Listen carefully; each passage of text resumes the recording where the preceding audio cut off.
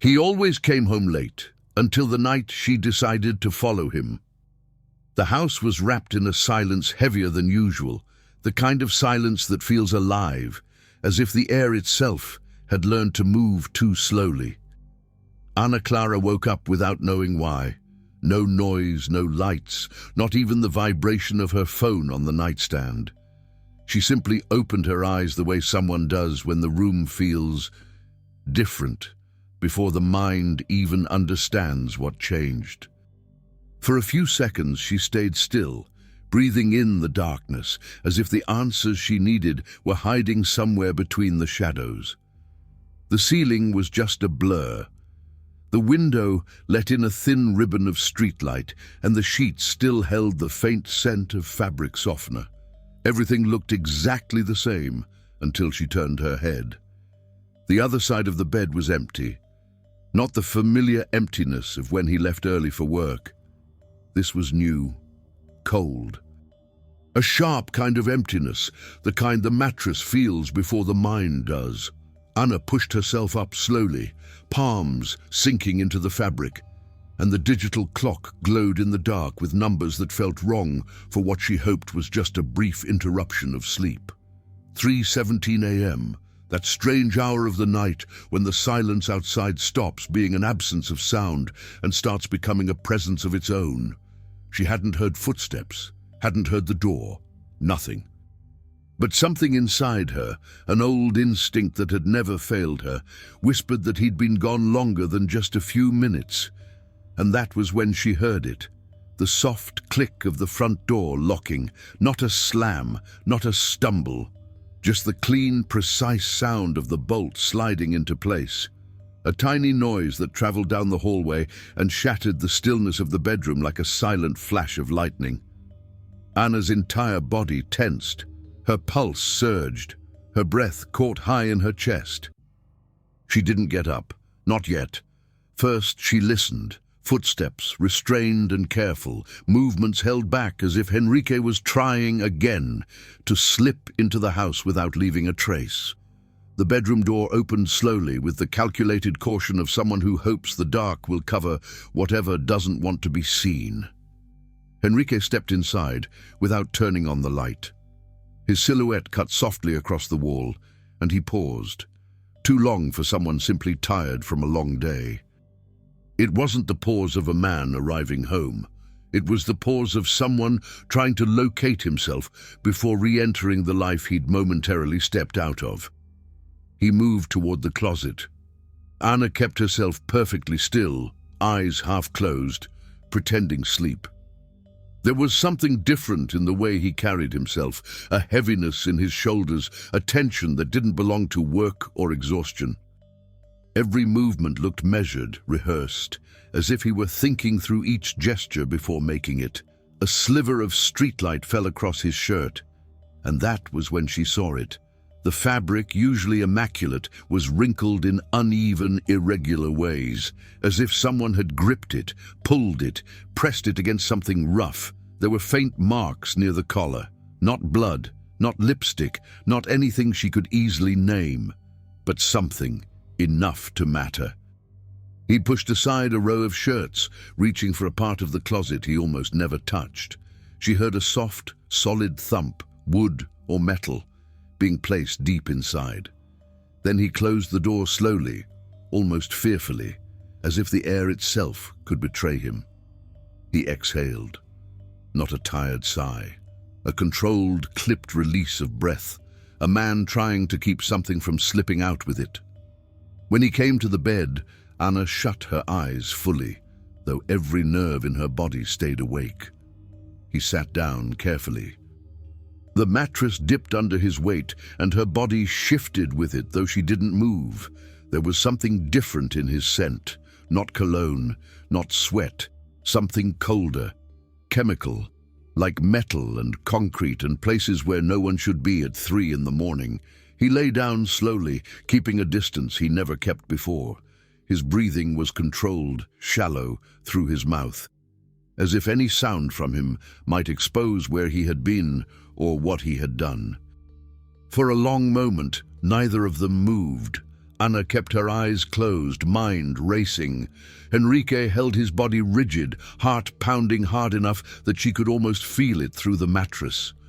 The silence between them grew thick, filling every corner of the room, clinging to the ceiling, the walls, and every object that had witnessed more truth than anyone outside those doors ever would. Anna knew something was wrong. Not a suspicion, not an insecurity, a truth. She didn't know what it was, or how big, or whether it belonged to him alone or to the life they shared, but it was there. A secret large enough to reshape his posture, his breath, his entrance into the house, the way he avoided letting their bodies touch in the bed they'd shared for years. When she finally opened her eyes, Enrique was lying still, turned away from her, as if his own body were trying to escape a truth he wasn't ready to speak aloud. She watched the quiet curve of his back under the sheets. His shoulders rose and fell too slowly, a controlled rhythm, as if even his breathing had become a shield. Anna understood one thing with absolute clarity. That night, that silence, that scent, those stains, was the beginning of something unnamed, a crack forming in a structure that once felt solid, not just a feeling, not just a hunch, not something she could ignore anymore. There was a secret in that house. And Enrique was no longer the same man who walked through their door at dusk. The alarm went off at 6:15 a.m., but Anna had been awake long before that. She hadn't slept, only let her body rest while her mind kept moving, trying to assemble a puzzle whose pieces she still didn't have. The bedroom felt smaller in the morning light, the air carrying a strange heaviness, as if it had absorbed every echo of the night before. Enrique got up before the alarm even finished its first ring. No abrupt movements, no rush, just efficiency, controlled, quiet, intentional. He walked to the bathroom without looking at her, and for the first time in a long time, Anna realized how much the absence of a simple "good morning" could hurt. She listened as the shower turned on, the steady rush of water filling the silence. She wondered if his body felt as tense as hers. For a moment, she imagined getting up, knocking softly on the bathroom door, asking something simple like, "Are you okay?" But there was something in his posture, a careful, deliberate distance that discouraged any attempt to get close. It wasn't coldness. It was more like a quiet effort to keep her away from whatever he was carrying. When he left the bathroom, already in a crisp dress shirt and neatly pressed pants, a sharp contrast to the wrinkled clothes he wore at dawn, Anna was sitting on the edge of the bed, pretending to be busy straightening the sheets. He passed behind her, put on his watch, grabbed his wallet, and didn't say a single word. "Are you coming home earlier today?" she asked, trying to sound casual, even though casual no longer existed between them. He paused. Just for a second, enough for her to feel something fracture in the air. "I'll try," he said. "I've got some important meetings this morning." His voice wasn't shaky, it wasn't firm either, it was neutral, a neutrality so precise it sounded rehearsed. "Okay," Anna murmured, knowing that was all she would get. He leaned in, the familiar gesture of a quick kiss on her temple. But the moment their eyes met, the movement faltered. He hesitated, barely noticeable, then brushed her cheek with a touch too short to be affection and too long to be indifference. When the door closed behind him, the silence returned, louder, rougher, as if the house itself had become aware of its own emptiness. Anna breathed deeply, trying to pull herself back together. She needed to get ready, needed to work, needed to function. But as she looked at herself in the mirror, tying her hair back, she could feel something invisible pressing down on her shoulders, a weight that had been there since the moment she woke up. The private school where she worked was only 15 minutes from home, but that morning the drive seemed longer, slower, as if the world outside was stuck in the same quiet state of alert she was. She greeted co-workers, sorted through documents, replied to emails, but none of it actually reached her. It felt as if she were moving on the surface of things, while everything underneath, fear, doubt, confusion, waited in silence. Around 10, she went to the school's small cafe for a coffee. The strong smell, usually grounding, did nothing. Even the warmth of the cup between her hands couldn't chase away the echoes of the night. "You look distant today," Julia said, her friend and colleague for years. Anna hesitated. She didn't want to say too much, but didn't have energy to invent a lie. "Didn't sleep well," she said, watching students run across the courtyard. "Henrique again?" Julia asked gently, the kind of softness that only comes from someone who knows the whole story.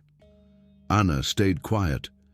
She watched a group of kids laughing, completely unaware of how fast life can collapse. Then she finally answered, "He came home late."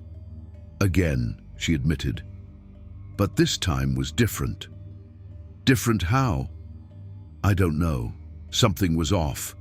The way he moved, the way he talked. There were marks on his shirt and a strange smell." She stopped. She had already said too much. Julia studied her face carefully. "Are you two okay?" Anna thought longer than she wanted to. "I don't know," she whispered.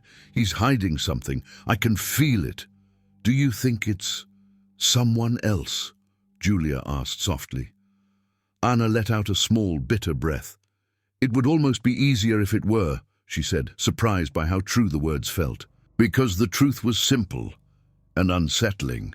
It didn't feel like betrayal. There was no perfume, no secret texts, no obvious lies. It felt like something else, something she didn't have a name for, something bigger than she wanted to imagine. The rest of the day dragged. Hours felt heavier, and when work finally ended, the evening sky already folding into night, Anna felt a strange anticipation tightening inside her chest. The house was exactly the same as always, neat, quiet, soft shadows from the late sun touching the furniture. Nothing out of place, nothing to reveal a secret. And yet, Anna sensed two worlds existing in that home now. The life she thought they shared, and the life he lived alone. She went to the bedroom and opened the closet at the same spot where Henrique had hidden something during the night. She moved the shirts aside carefully, as if touching anything too quickly might awaken whatever lived there. Everything looked normal, perfectly aligned, except for one thing, a slightly wider gap between two storage boxes that had always been perfectly flush. Something was there. Anna reached in slowly. Her fingers brushed cold metal, and she pulled it out carefully. A small box, heavy, with a discreet lock. Not a gift, not sentimental, not harmless. It felt functional, cold, wrong.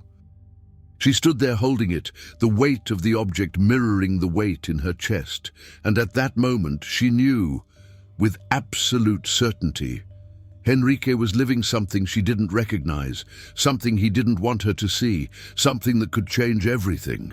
Anna stood in front of the closet for a few minutes, still holding the small metal box, as if it carried a sound she couldn't hear, but could feel vibrating beneath her skin. The weight was disproportionate to its size. It didn't feel like an object.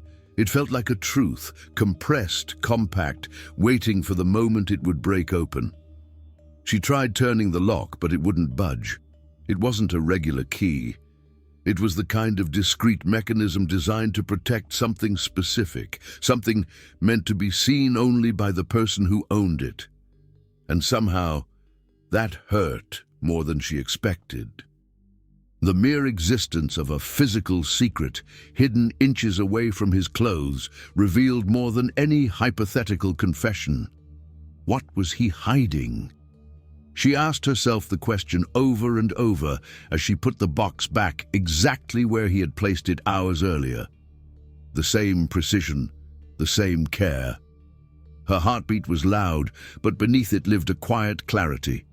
There was no point forcing anything. Not now. Not without context. Not without the full picture. Anna knew how to wait. She had always known. And now that skill, once used to keep the peace in a relationship that had felt stable until recently, became her sharpest weapon. Enrique came home at 7, far earlier than someone who claimed to have important meetings all day. Anna was already in the kitchen chopping vegetables without much interest when she heard the door unlock. The jangle of keys on the entry table was quick, automatic, and his footsteps down the hallway sounded rehearsed, as if he were practicing the part of a man arriving home. She didn't look up right away. She just kept slicing, letting the faint scent of garlic browning in the pan fill the air. He stepped into the kitchen, stopping a safe distance away, one hand resting on the doorway. "Are you okay?" he asked. A kindness that sounded memorized, as if part of a protocol he'd repeated before walking in. Anna turned slowly. His eyes were tired, but beneath that exhaustion was something else, a flicker of nervousness buried under an attempt at seeming normal. "I'm fine," she said, voice neutral. "And you?" He hesitated, as if honesty required more from him than he was willing to give. "Just tired," he finally said. The silence that followed was short but heavy. Enrique stepped closer and touched her arm with the gentle familiarity that had once comforted her. Yet tonight it felt misplaced, almost wrong for the weight that hung in the air. "I thought about ordering something," he offered, as if giving her an exit from the tension. "It's okay, I already started," Anna replied with a small shrug. He nodded, but stayed there for a moment, watching her movements, studying them, as if they held answers he needed. Then he left to take a shower. Enna watched the empty hallway behind him, wondering whether she was dealing with a tired man living through a difficult season, or someone split between two different lives. No answers, only questions piling up in thicker layers. Dinner was quiet. Enrique tried to project normalcy, but every time Anna looked at him, the cracks showed. The way he moved his fork without actually eating, how he looked away whenever she asked something simple, the deep breaths he counted between sentences. This wasn't a moment, this was a state. After finishing the meal, Enrique cleaned the table and washed the dishes, too carefully, too focused, as if pouring all his attention into the task might protect him from the conversation he feared was coming. Anna said nothing. She simply watched, emotionally distant in a way she didn't know she was capable of. The silence made him turn after drying his hands on a dish towel. "Are you really okay, Anna?" he asked again, but this time there was urgency, something raw that hadn't been there before. She took her time answering, not because she lacked words, but because she didn't want to waste them. "I'm trying to understand what's going on," she said evenly. The sentence fell between them with a weight neither dared to lift. Enrique opened his mouth, hesitated, closed it again. He folded the towel, turned off the kitchen light and walked toward the living room. Enna watched his silhouette disappear. There was something deeply unsettling about the way he refused to give her any piece of truth. And each attempt he made to hide whatever it was only made it more obvious. He would protect his secret until the very end. And maybe, because of that, she needed another way to reach him. The night dragged on with small chores, a shower, paperwork from work, lying on the couch trying to distract her mind.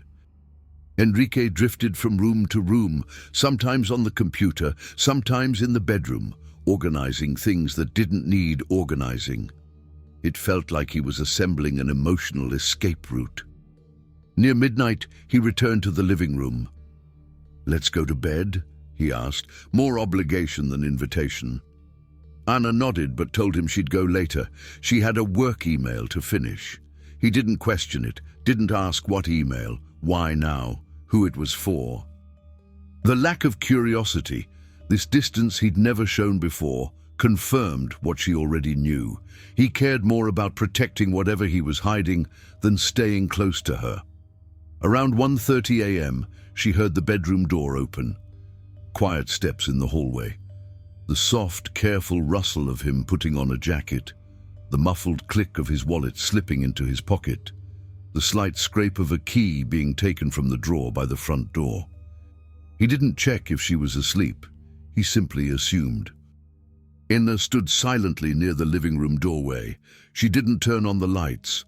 Her heartbeat wasn't fast. It was deep, steady, like every pulse was confirming her suspicions. Henrique opened the front door slowly, looked back once, and left. The house fell silent again, but this time the silence wasn't a sign of rest. It was an invitation. Anna took a breath, grabbed her bag, put on a jacket, tied her hair back, made no unnecessary sound. Then when it felt safe, she opened the door and slipped down the stairs. Outside, the night air was colder than usual. Clouds covered the sky, and the empty street felt like a stage where only two people were awake. One running from something, and one determined to find out what it was.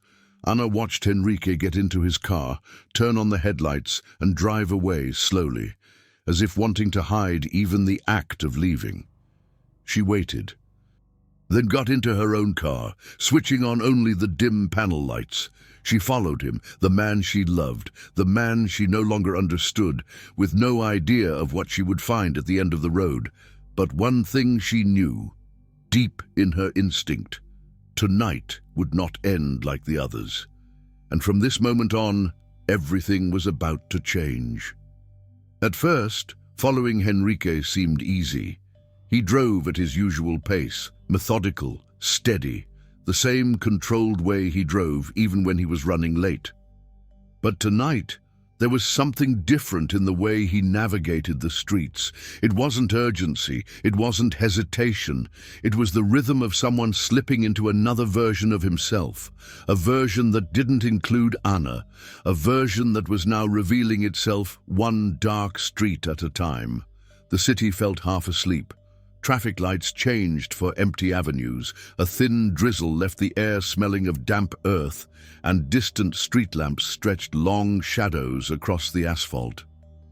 Anna kept a calculated distance, close enough not to lose him, far enough to avoid being noticed. The mental map she had of Henrique, that internal GPS built over years of routine and familiarity, began to fail once he crossed beyond the boundaries of their everyday life. He left the main avenues behind and turned into industrial areas she had never had a reason to visit. Old warehouses, empty parking lots, tall fences with metal gates watching like silent sentinels over anyone who dared to pass. Henrique parked near one of the warehouses. The structure was big, with broken windows and walls stained by time and disuse. Nothing suggested the building was active, except a faint light leaking through a side crack, as if the place breathed in slow, uneven intervals. Anna turned off her car. Her heartbeat was loud in her chest, not the frantic pace of fear, but something deeper, heavier, a pulse that reminded her of the gravity of what she was about to uncover. Henrique stepped out and scanned the surroundings with a caution she had never seen in him, not paranoia, just the awareness of someone who knew this was a place where mistakes weren't allowed. He walked to a side door, typed a code into a small improvised keypad, and slipped inside. Anna waited. 1 minute, 2, 5. When she felt safe enough, she approached the warehouse from the opposite side, where cracks in the walls were wide enough to work as makeshift windows. The broken glass let her see the inside in fragmented pieces. Slices of movement, patches of yellowed light, shadows shifting across the floor. What she saw was nothing she had imagined. There were people inside, 3, maybe 4, sitting on thin mattresses scattered across the concrete. They looked exhausted, some curled beneath worn blankets. Others stared blankly at the ground, with that hollow expression of someone who hasn't slept in days. It wasn't a meeting, it wasn't a clandestine affair, and it definitely wasn't betrayal. Henrique was speaking to a young man, too young to have eyes that tired. He trembled as he talked, running his hands through his hair, his face, as if trying to scrape off the weight he carried. Enrique's posture was unfamiliar, neither the confident stance he used at work nor the gentle softness he reserved for home. This was something else entirely: responsibility, concern, and something much deeper, something that bordered on pain. Anna strained to hear, but caught only fragments. "It won't happen again. You have to trust me. This can't leave this room. If you vanish, they'll come after everyone." The whole scene looked like a painting washed in exhaustion and fear. In the far corner, a woman sat alone on a separated mattress. Thin, drowning in oversized clothes, her hair tied in a messy knot, her face half buried in her hands. She rocked her body slowly, as if searching for an internal rhythm to keep herself from falling apart. Enrique approached her with a care Anna had never seen him use before. He knelt beside the woman and said something she couldn't hear. The woman lifted her face, and for a moment, everything inside Anna went still.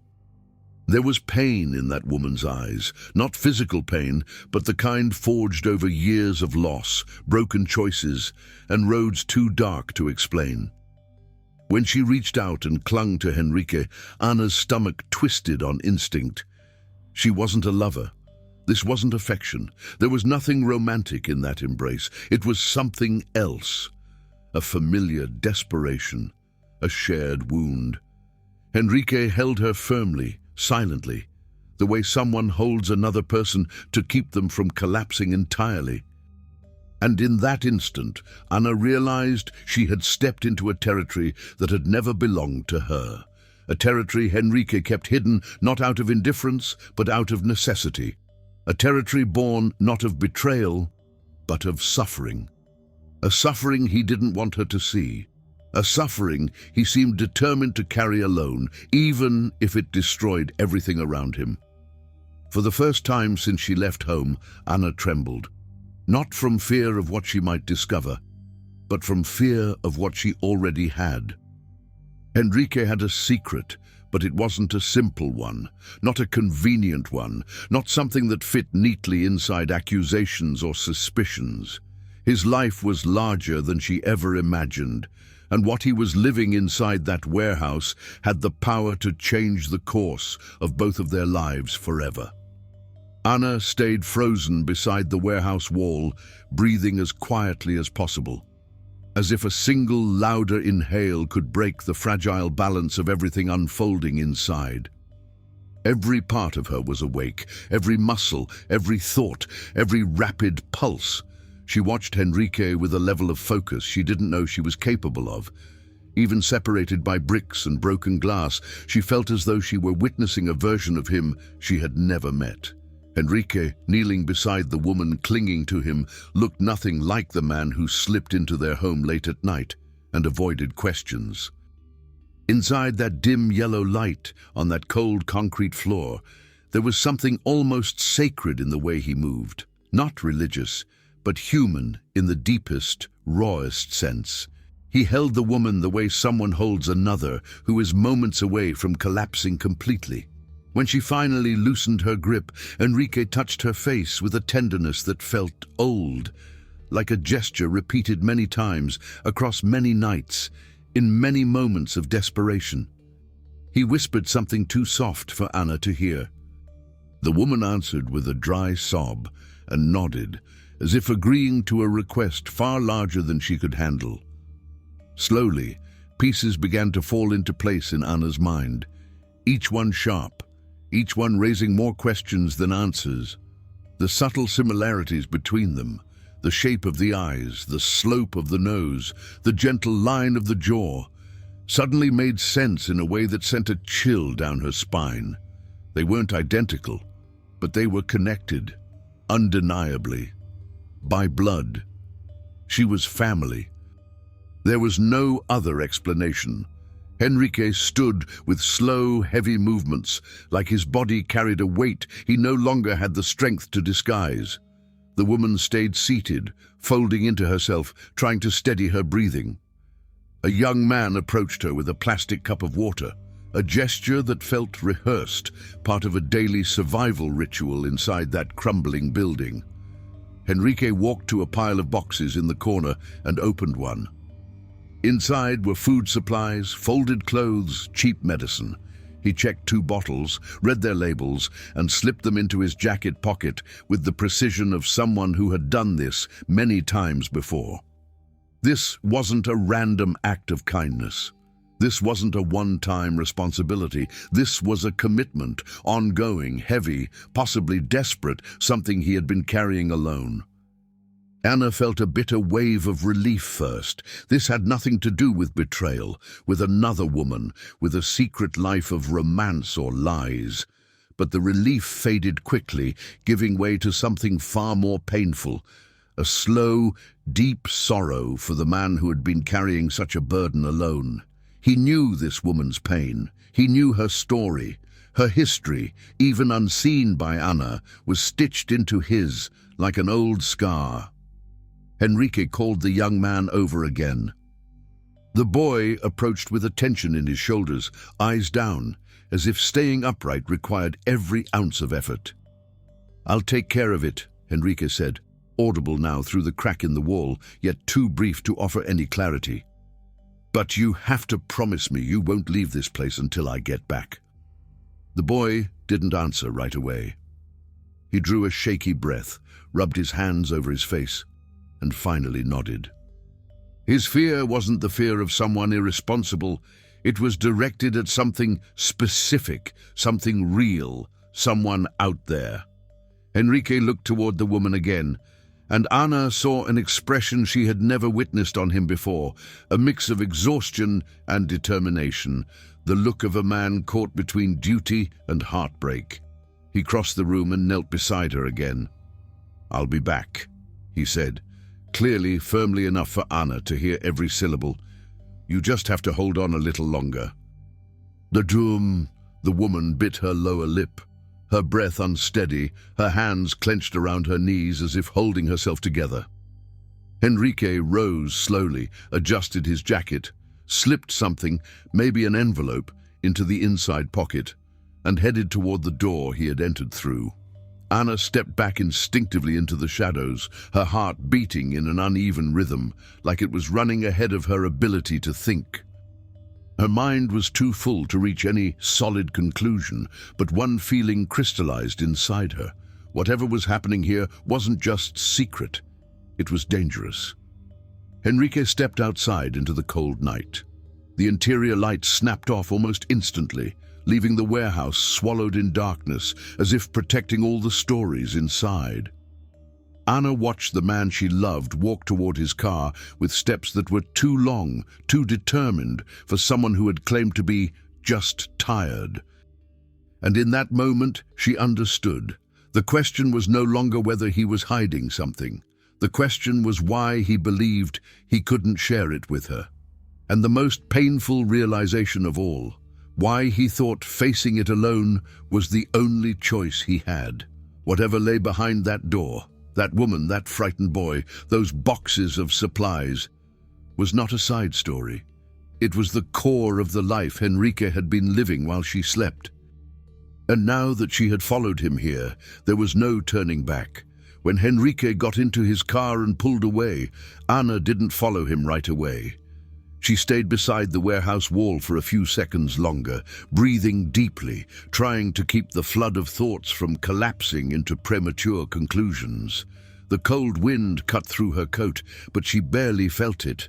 Her body was wrapped in a blend of disbelief and a strange compassion that rose inside her before she even had the full truth.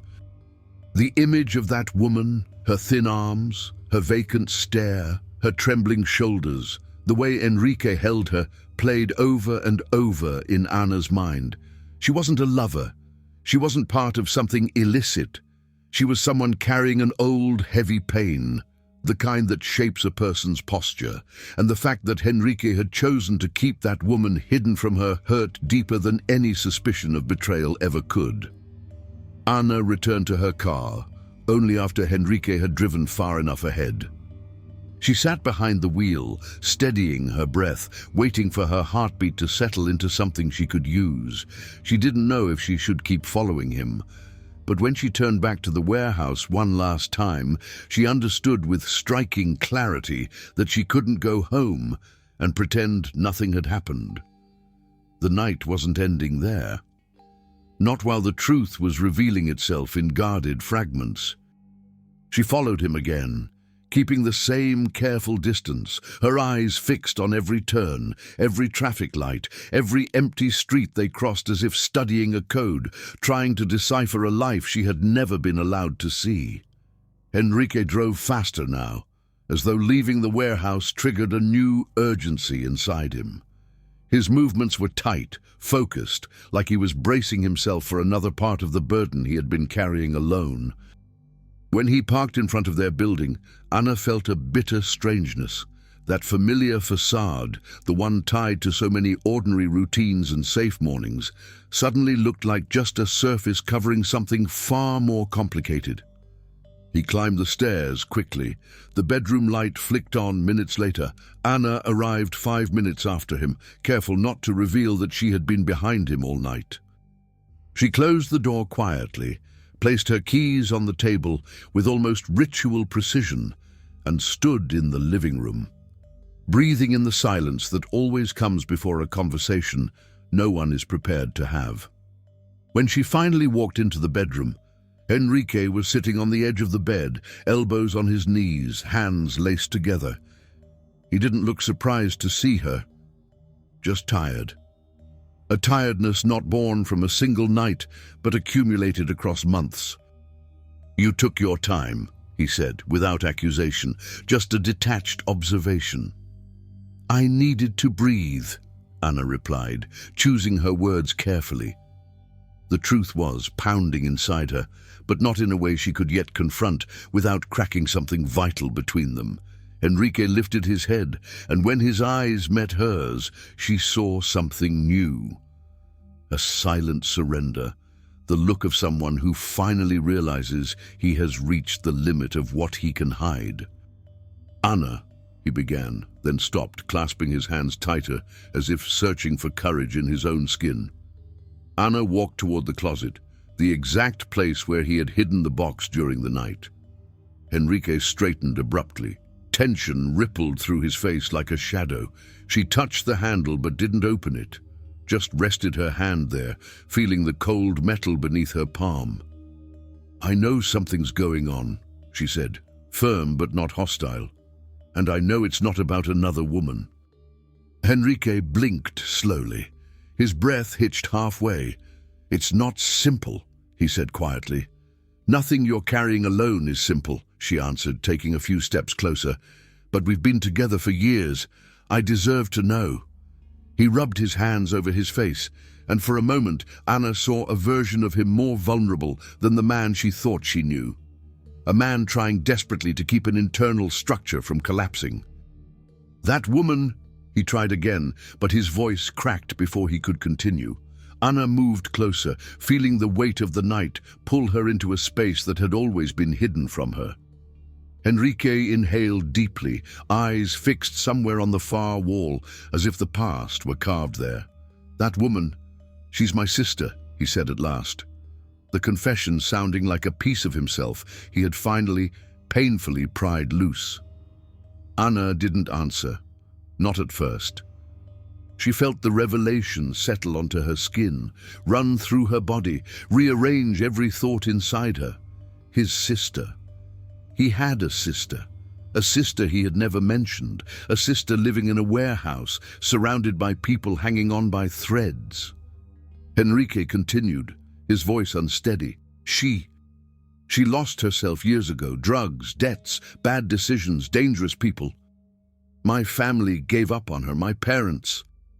He closed his eyes, the pain too sharp to speak freely. They pretend she doesn't exist. Anna absorbed each word in silence. Fragments of guilt, grief, and responsibility interlocked in front of her, forming a picture more complex than she had imagined. "I tried pulling her out of it," Henrique said, But she kept going back, always falling, always finding worse people, worse places. And now it's reached a point where I can't leave her alone anymore. He inhaled shakily. She's being threatened by people who can't be ignored. A cold sensation ran down Anna's spine. The truth wasn't comforting. It wasn't simple. It wasn't safe. It was something else entirely, something real, painful, and far too big for one man to carry alone. Henrique's confession didn't bring the clarity Anna expected.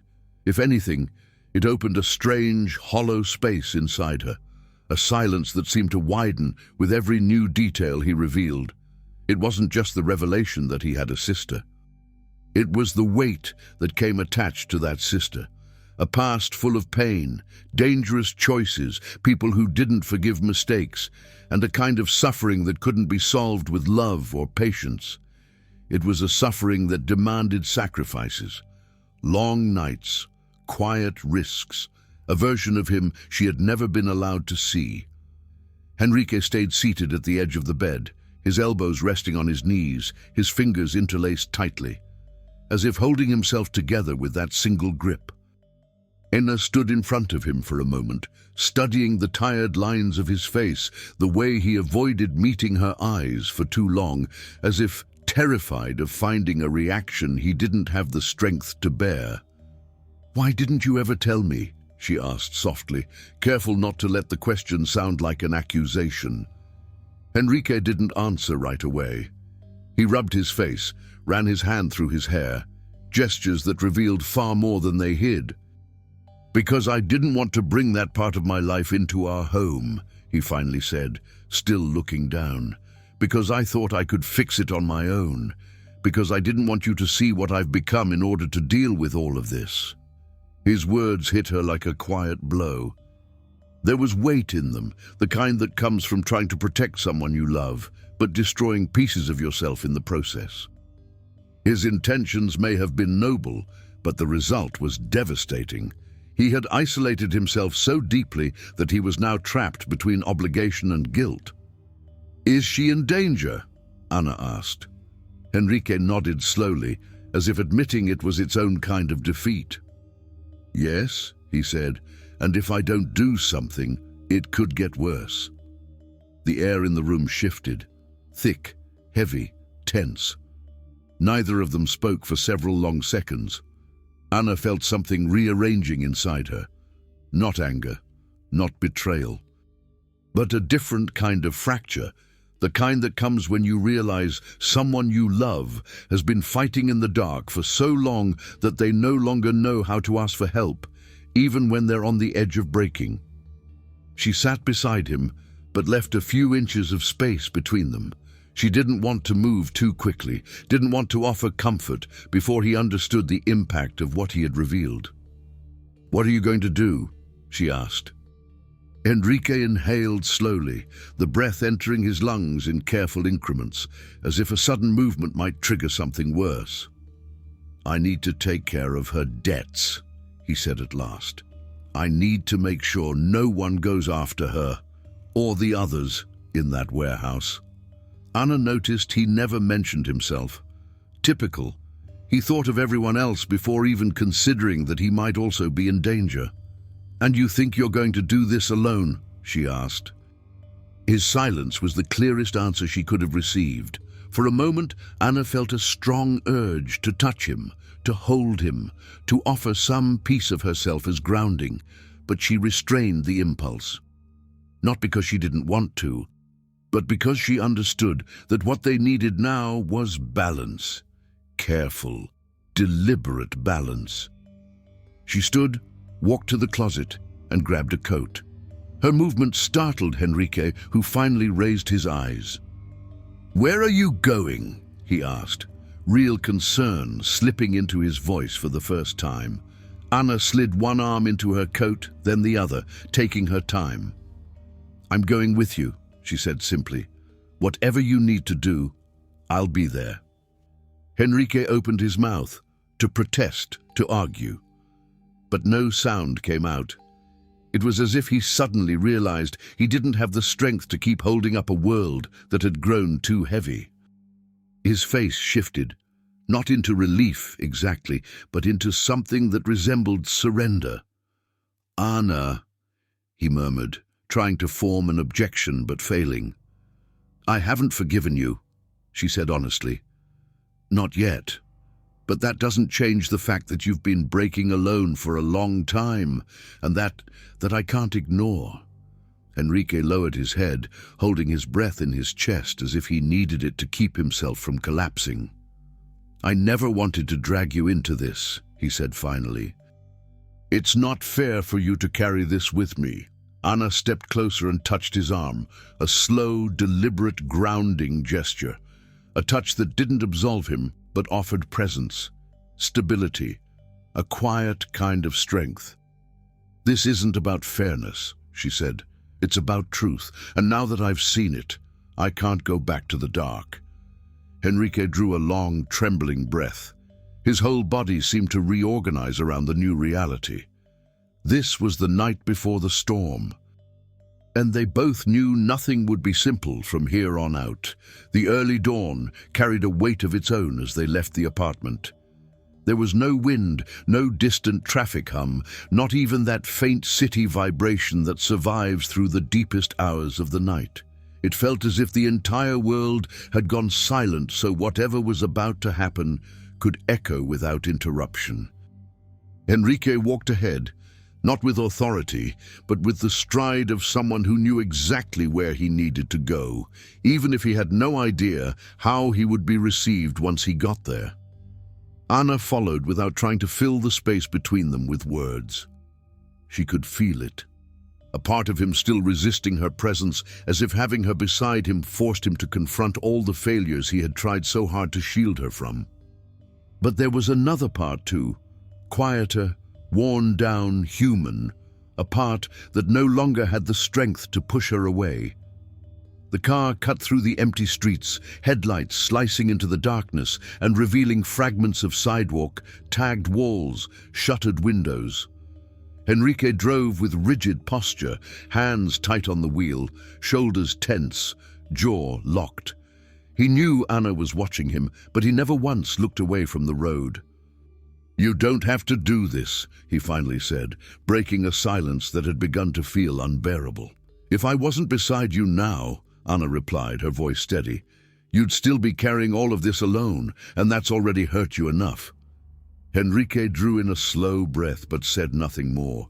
As they drove farther out, the scenery shifted. Buildings gave way to older structures, faded facades, flickering lights, empty parking lots. Everything looked abandoned, as if the city had given up on reclaiming that part of itself. Enrique pulled up in front of an old motel, the kind whose thin walls held too many stories. The neon sign flickered in shades of red, casting blurred stains of light across the wet pavement. The lot was completely still, and that by itself said more than any explanation could. "She's here?" Anna asked. Enrique nodded slowly. His hand rested on the steering wheel a moment longer, as if gathering the courage he was running out of. "She ran away today," he said, referring to the warehouse. "The boy called me, said she left in a panic, said she didn't want to put anyone else in danger." Anna felt something tighten in her chest, the emotional spiral surrounding that woman, that story, this man beside her, the guilt, the fear, the exhaustion, the fragile balance between wanting to survive and believing you deserve to. "And him?" Anna asked quietly. "The man collecting her debts?" Enrique pressed his lips together, as if saying the words tasted unpleasant. "He's worse than you think," he said, "and he doesn't respond well to being deceived." The way he said it made the back of Anna's neck prickle. It wasn't dramatic, it wasn't exaggerated, it was simply the truth, cold, stripped down, unadorned.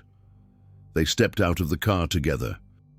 The air was colder outside, and Anna heard their footsteps echo softly against the empty lot as they approached the side door of the motel, left slightly ajar. as if someone had entered in a hurry and forgotten to close it. Inside, the long hallway smelled of disinfectant mingled with mold. Fluorescent lights flickered overhead, casting pale, unstable beams that stretched their shadows along the floor. Enrique walked without hesitation, but his entire body carried a silent tension, as if he could sense they were walking toward something that would not end cleanly. At the door of the room, he didn't knock right away. He placed a hand against the wood, closed his eyes, and breathed, the kind of breath taken by a man who knows that crossing a particular threshold means confronting something he has delayed for far too long.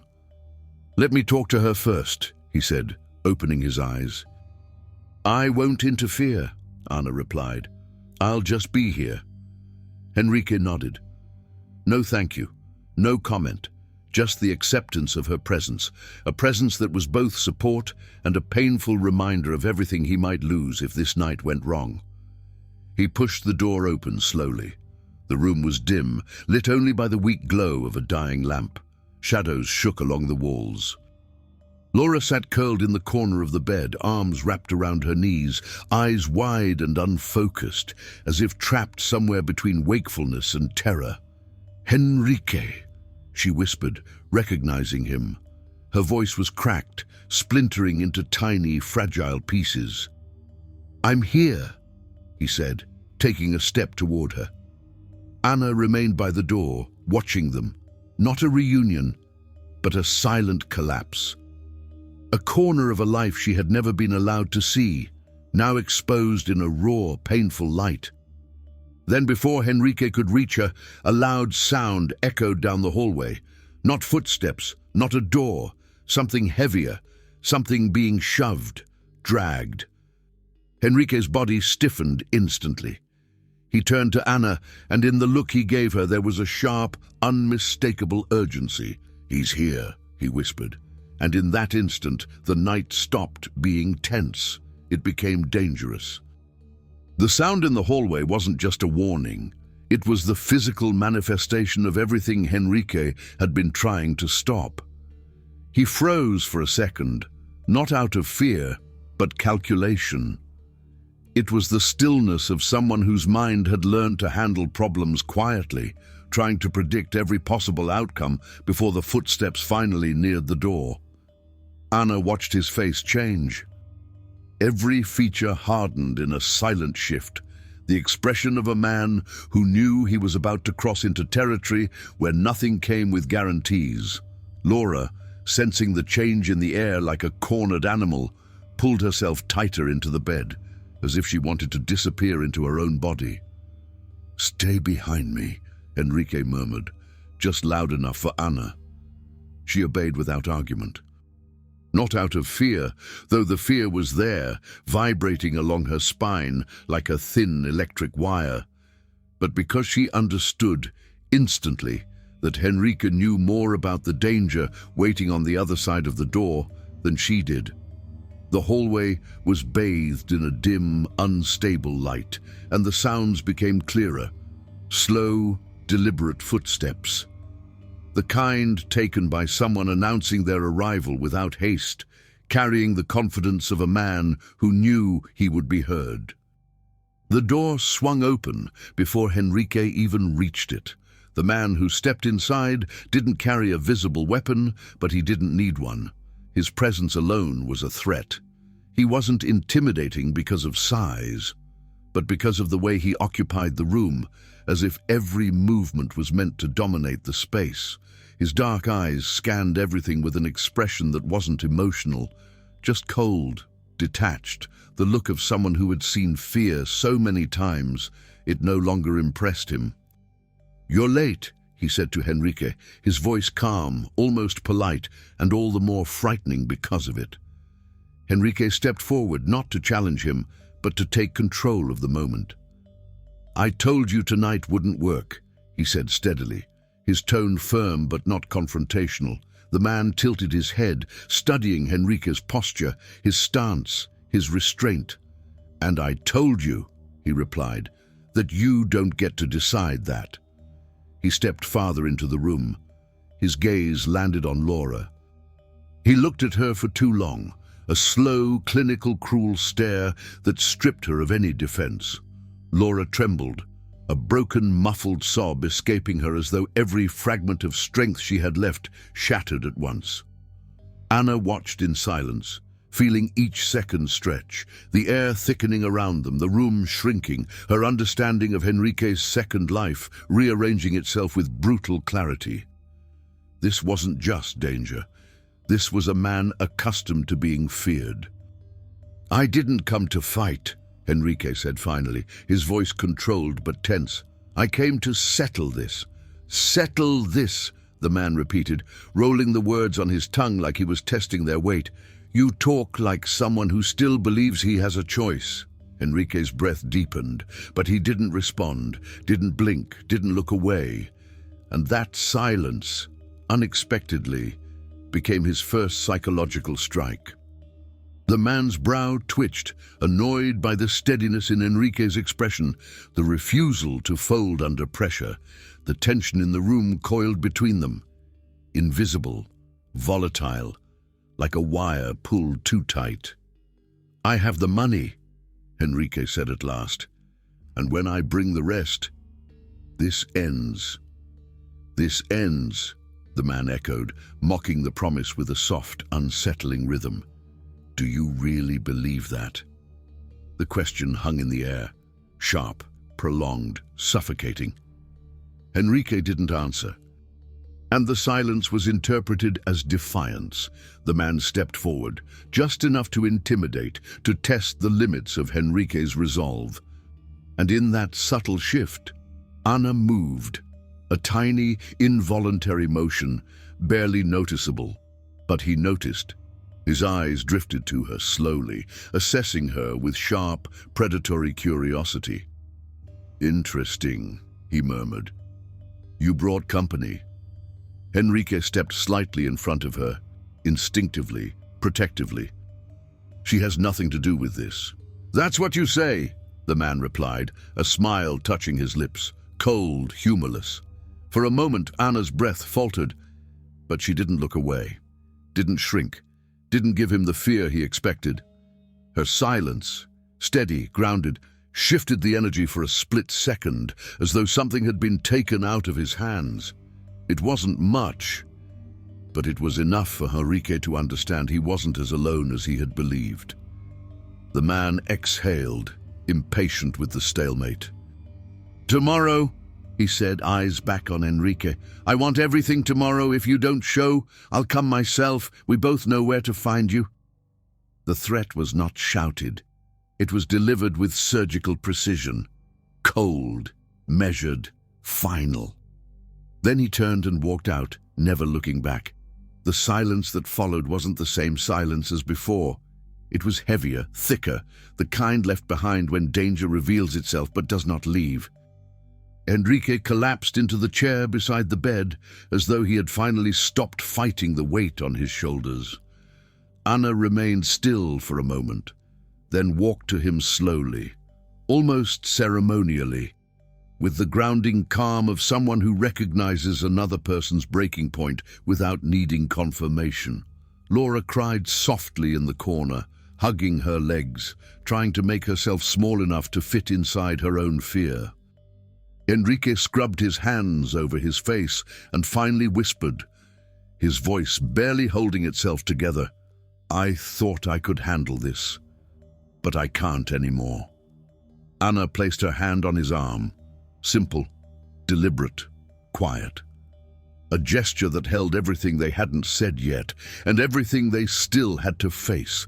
After the man left, the motel room seemed to shrink, as if the walls were absorbing the fear, the tension, and the exhaustion that still clung to the air.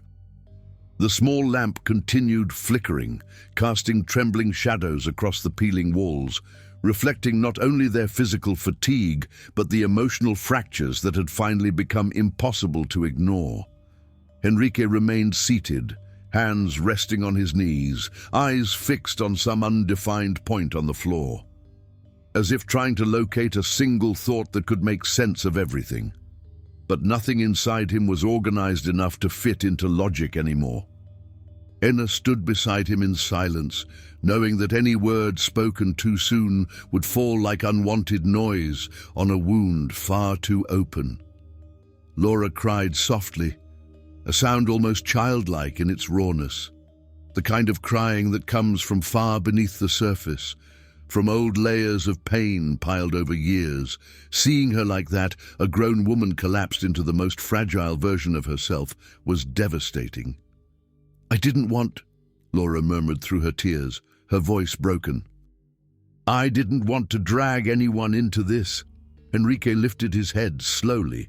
His expression wasn't anger or frustration, but a deep, aching sadness, the kind that doesn't dissolve in one moment because it was built gradually, over years. "I know," he said softly, moving closer to her with a tenderness that had nothing to do with weakness. "I know you didn't." Laura looked up at him, her eyes red, swollen, and for one brief moment, their gazes locked. The guilt inside her was so heavy it hurt just to witness it. I tried so hard," she said, hugging herself, "but I can't get out of this." Enrique closed his eyes, as if her words pierced something inside him. He took her hand, not in an attempt to fix anything, but simply to be there, to stay, to not let her face this alone. Anna watched them, and in that moment, she understood that this story wasn't about heroes or villains or right and wrong decisions. It was about survival, about trying to keep pieces of someone alive when they lose themselves over and over again, about carrying the weight of love even when that weight is heavier than the strength life gives you. "We're going to fix this," Anna said finally, breaking the silence. Her voice was quiet but firm, carrying a calm certainty that didn't need to be loud to be true. Enrique turned toward her. The look he gave wasn't surprise nor immediate gratitude. It was deeper, a recognition that she was choosing to stay even when she had every right to walk away. "You don't have to," he began, his attempt to protect her already weakening. "I know," Anna interrupted softly. "That's why I'm here." Enrique looked away, unable to hold the emotion gathering in his eyes. The exhaustion spilling from his shoulders was almost palpable, as if her words had dismantled the last fragile barrier he'd built to keep himself upright. He didn't want her involved. But it was clear he no longer had the strength to keep her out. Time moved strangely in that room. Some minutes stretched like hours, others slipped by unnoticed. When Laura finally fell asleep, too drained to stay awake, Enrique draped a jacket over her and sat beside the bed in silence, watching her uneven breaths. "I don't want your life to become this," he whispered, his voice fragile. "I know you deserve something lighter than what I can offer right now." Anna approached him slowly, careful with every step, because one wrong move could break more than it could repair. "Life isn't light for anyone," she said, resting her hand on his shoulder. "But there's a kind of lightness that comes when you don't have to carry everything alone." Enrique exhaled, a sound pulled from somewhere deep, a breath that might have been trapped there for years.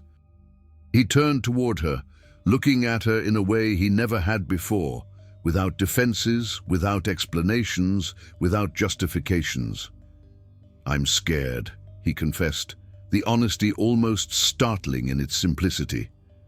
"So am I," Anna replied gently. "But that doesn't stop us from moving forward." The words seemed to find a safe place inside him. He nodded, slowly, eyes glistening with a restrained emotion held back for far too long. "Let's take her home," he said quietly. "Let's start somewhere." Anna grabbed her bag. Enrique lifted his sister into his arms. The night was dissolving into early dawn as they stepped into the hallway, 3 people walking through an empty corridor, each carrying their own piece of hurt, but now heading in the same direction. Outside, the sky was beginning to lighten, softly, gently, just enough to stain the night with the first hint of a new beginning. And Anna realized something profound. Love that survives the weight of reality never returns unchanged. But sometimes that's exactly what makes it real. The end, before you go. Tell me in the comments where you're watching from. It's always incredible to see how far our stories travel.